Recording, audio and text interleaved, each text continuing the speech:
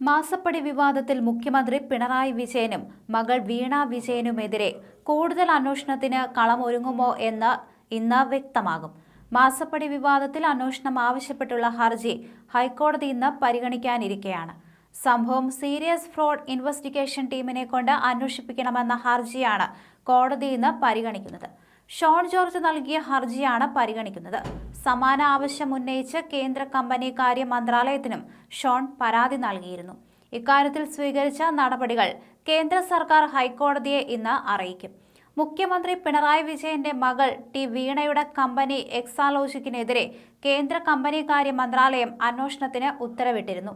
ഈ വീണയ്ക്ക് Cochin minerals and rutile limited എന്ന സ്വകാര്യ കമ്പനിയിൽ നിന്ന് മാസപ്പടി ഇനത്തിൽ 3 വർഷത്തിനിടെ 1.72 കോടി രൂപ ലഭിച്ചെന്ന കണ്ടെത്തലിനു പിന്നാലെയാണ് അന്വേഷണം.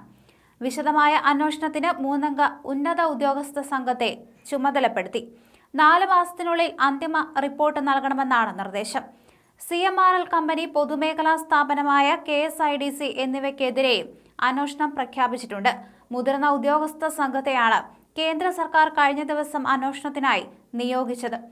എക്സാലോജിക്കിനെതിരെയുള്ള കേന്ദ്ര കോർപ്പറേറ്റ് കാര്യ മന്ത്രാലയത്തിന്റെ അന്വേഷണത്തിനു പിന്നിൽ എൻഫോഴ്സ്മെന്റ് ഡയറക്ടറേറ്റിനെ എത്തിക്കാനുള്ള നീക്കമാണ്. കള്ളപ്പണം വെളുപ്പിക്കപ്പെട്ടുവെന്നാണ് കമ്പനി കാര്യ വകുപ്പിന്റെ പ്രാഥമിക നിരീക്ഷണം. ഇതിനൊപ്പം അഴിമതിയും സംഭവിച്ചു. അങ്ങനെ വന്നാൽ കോർപ്പറേറ്റ് കാര്യ മന്ത്രാലയത്തിന്റെ അന്വേഷണത്തിന് ശേഷം അടുത്ത നടപടികൾ വരും.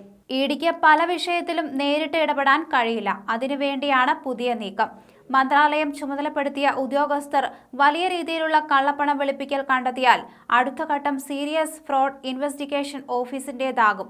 ഈ ഏജൻസി ഫയൽ ചെയ്യുന്ന പ്രോസിക്യൂഷൻ കംപ്ലയിന്റ്സിന്റെ അടിസ്ഥാനത്തിലാണ് ഇഡി കേസെടുക്കുക.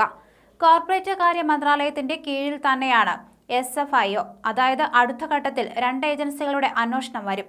അഴിമതിയിൽ കണ്ടെത്തലോ നിരീക്ഷണമോ ഉണ്ടെങ്കിൽ CBIയുടെ കയ്യിലേക്കും അന്വേഷണം എത്തും. ഏതായാലും ഇനിയുള്ള 4 മാസ അന്വേഷണം അതിനിർണായകമാണ്.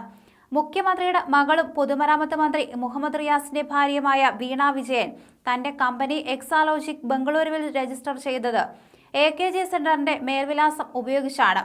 വീണ 2014-ൽ കമ്പനി ആരംഭിക്കുന്നത്. അക്കാലത്ത് പിണറായി വിജയനും കുടുംബവും തലസ്ഥാനത്ത് താമസിച്ചിരുന്നത് AKG സെന്ററിനടുത്ത് പാർട്ടിയുടെ ഫ്ളാറ്റിലായിരുന്നു.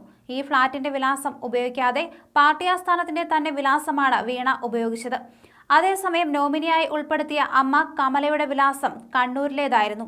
പിണറായി വിജയൻ മുഖ്യമന്ത്രിയായ ശേഷമാണ് കമ്പനി കേരളത്തിൽ കൂടുതൽ കരാറുകൾ നേടുന്നത്. നിലവിൽ നിയോഗിച്ച 3 ഉദ്യോഗസ്ഥർ നൽകുന്ന റിപ്പോർട്ടിൽ തുടരന്വേഷണം ശുപാർശ ചെയ്താൽ സെക്ഷൻ 212 പ്രകാരം SFIOയെ നിയോഗിക്കാം. കമ്പനി നിയമം, ഫോറൻസിക് ഓഡിറ്റിംഗ്, IT, നികുതി തുടങ്ങിയ മേഖലകളിൽ വിദഗ്ധരായവരാണ് ഈ ഏജൻസിയിലുള്ളത്.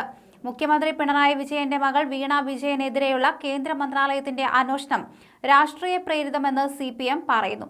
അതിനാൽ അന്വേഷണം അവഗണിക്കാനാണ് പാർട്ടി നേതൃത്വം കൈക്കൊണ്ട തീരുമാനം. വീണ വിജയൻ എന്ന വ്യക്തിയല്ല കേന്ദ്ര സർക്കാർ ലക്ഷ്യമിടുന്നത്. അതുവഴി മുഖ്യമന്ത്രി പിണറായി വിജയനെയും CPMനെയുമാണെന്നും ശനിയാഴ്ച ചേർന്ന സംസ്ഥാന സമിതി യോഗം വിലയിരുത്തുന്നുണ്ട്.